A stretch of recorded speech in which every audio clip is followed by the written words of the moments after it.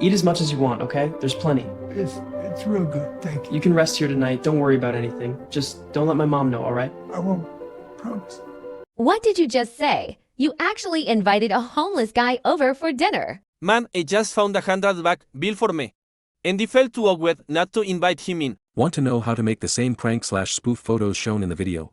This video will teach you how to use Gemini to create the same photos. Let's get started.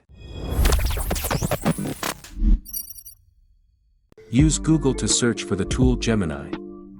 At the top of the page you'll see Gemini. Click to enter. Use your phone to take photos of your front door, kitchen, and bedroom. Then prepare a photo of a homeless man. Next, drag 2 of those photos into the chat box, and enter these prompts for the different images.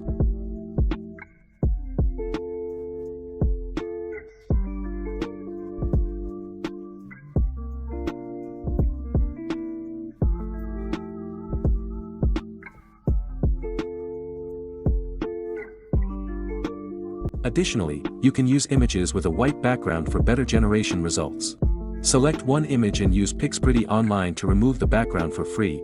It also has a one-click function to generate 3D model images. Don't forget to like and subscribe. See you in our next video.